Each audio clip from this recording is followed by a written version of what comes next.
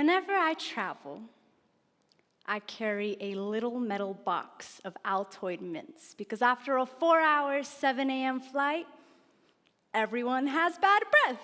So, almost anyone is willing to take the mint from the Muslim on the airplane. And I know I've been successful when my neighbor turns and asks, "So, what's your name?" You see, even if there was an elephant in the room, I'm still the elephant in the room. Yeah, when an elephant offers you mints on an airplane, I'm fully aware that it's not always easy to accept. So when the courageously curious do pop the "what's your name" question, I try to make it worth their while. My name is Amal. It means hope in Arabic.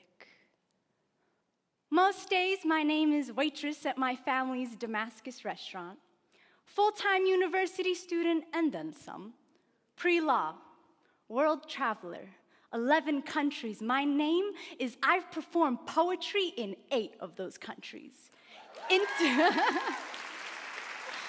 International spoken word poet, unapologetic Muslim woman, Syrian, American, hijabi, activist, social justice advocate. My name is writer, teacher, Colorado-born, mile-high baby.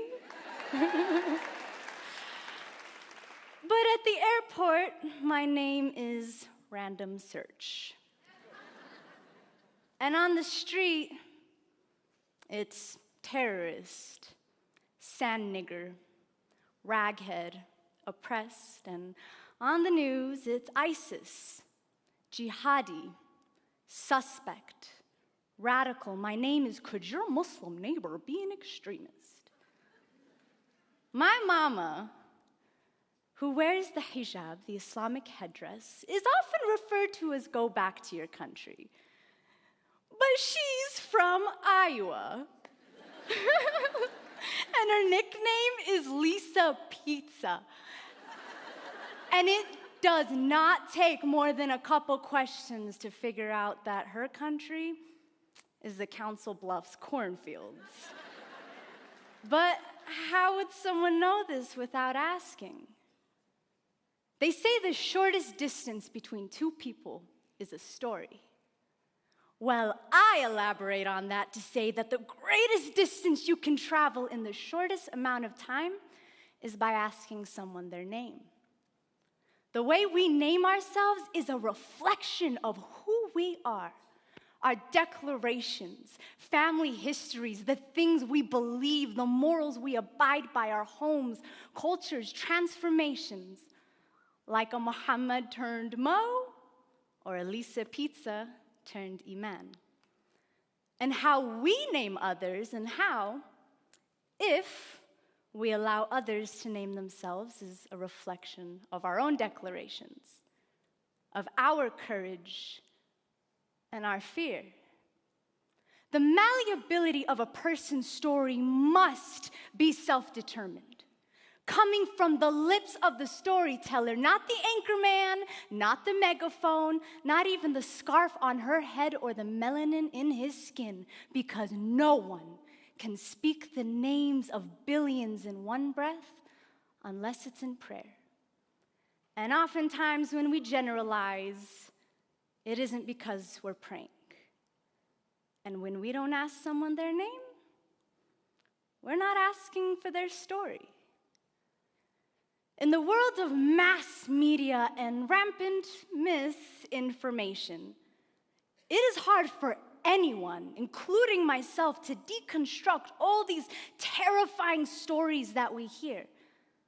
And sometimes, instead of isolating them, individualizing them, we tend to paint a group of people with a broad brush, until suddenly, everyone with a hijab on is a raghead that needs liberating.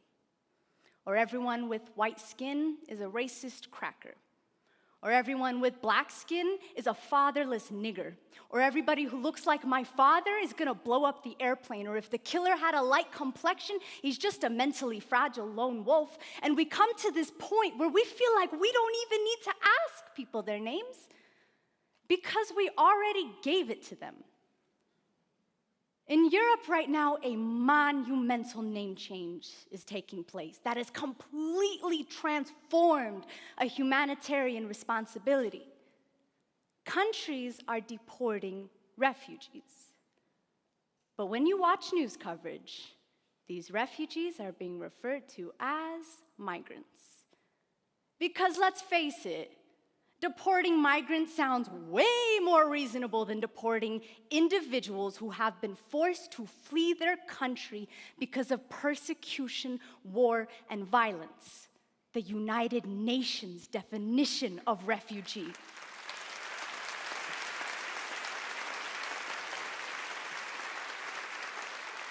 And in naming these people this way, we've attributed to them a choice instead of a circumstance, some economic gain instead of a desperation to flee a war zone.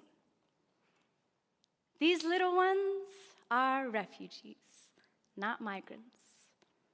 I took this photo last year at a refugee camp on the Syrian-Turkish border, and contrary to popular belief, they aren't poisons. They're not here to steal our democracy or to take over our neighborhoods. They're people, families who wish that they could go home, but have had to make that home somewhere else. And we've come to this point where the word migrant essentially means piles of brown, foreign-speaking people. And we end up forgetting there was a point where some people would have considered those who looked like this to be migrants as well. Right, though?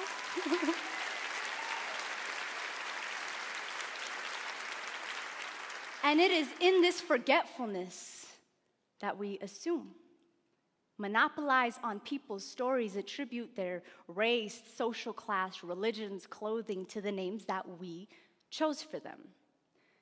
Terrorism is a fine modern-day example, unfortunately. In the past few years, so much violence has just spread across our country. But when you watch the news, there's always a specification as to whether or not terrorism was involved, which I think we all know means the killer looked like this, which he's a babe, which must mean that the killer, of course, pledges his allegiance to this, right? But correct me if I'm wrong, news coverage does in fact tend to be a little different when the terrorist looks like this.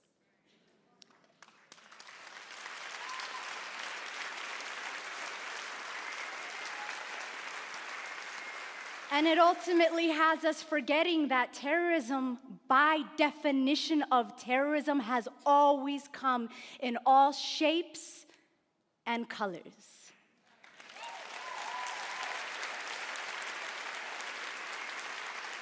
And what happens when we confine certain names with certain depictions, wrongfully excluding some and including others? We end up caging masses of people under a name that says dangerous, even if they're nowhere near it. Like when we say thug instead of 17-year-old black child. When we say alien instead of immigrant. When we say lazy poor people instead of unequal wealth distribution. When we say bomb instead of clock.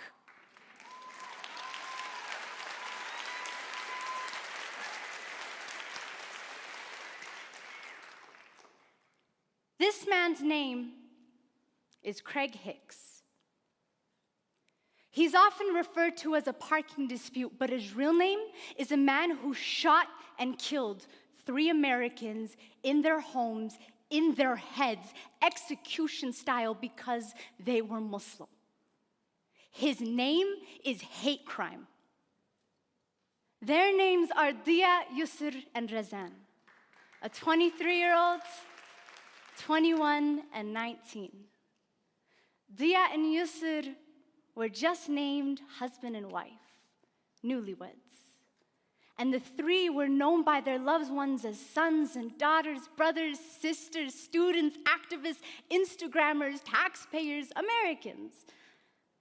But now, their names are too young to have been taken. Their names are rest in peace, Allah yarhamun. Hicks did not ask them their name. He assigned it to them when he assigned them each a bullet, named him a threat to his America, and as a result, took their lives. This is a photo on Dia and Yusr's wedding day. It's so beautiful. They were killed before they could even see this. Studies show that during breaking news coverage, the first story is the one that sticks, even if it isn't true. Like during the Paris attacks, when there was talk that refugees were dangerous because they found a passport, only to later confirm that there were no Syrians or refugees involved. But when we have such a huge habit of misnaming people, it's easy to overlook these kinds of mistakes. And this is exemplary of what happens in a culture of fear.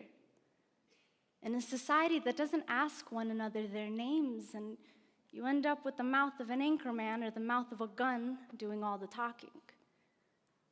On September 11th, 2001, I attended a private K-8 Islamic school.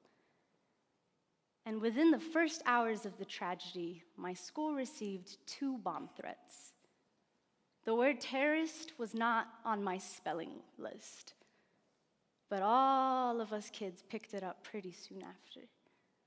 And in naming us terrorists amidst this mass tragedy that affected us as Americans too, in the words of Dalia Mujahid, we were not just mourners, but we were suspects as well. But a few months ago, me and my very handsome white boy-looking brother named Usama and I were at the museum buying planetarium tickets, and an elderly white man walked up to me and said, "I'm sorry about everything you must be going through right now. I want you to know that not all Americans believe what these buffoons are saying. And I want you," yeah, he used the word buffoons. And he said, "I want you to know that we stand by you." Now, had I not been wearing a little piece of my identity on my head, he wouldn't have known to tell me this. And even though he didn't ask me what my name was, he instead told me his. I have learned from experience that when someone really wants to know, they will be willing to cross that threshold of fear and find out that my name means hope. And then they'll have the courage to ask the much more important questions that probably only I can answer. Like, what's that thing on your head? Were you forced to wear it? Are all Muslims really violent people? Does the Quran really say to kill all of us? Can you please tell me what's up with ISIS?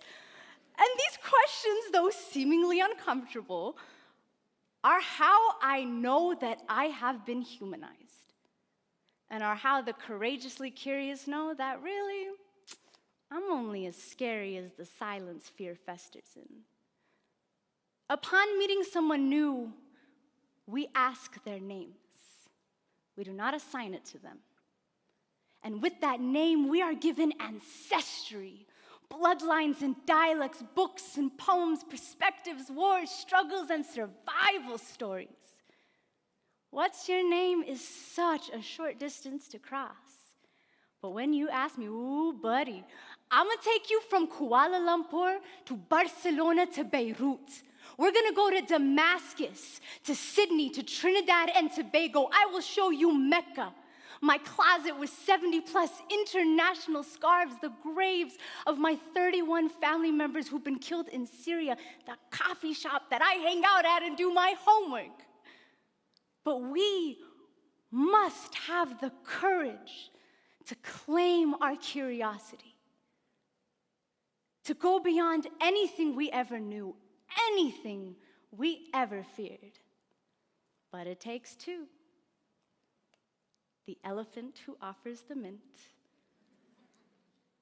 and the one who takes it.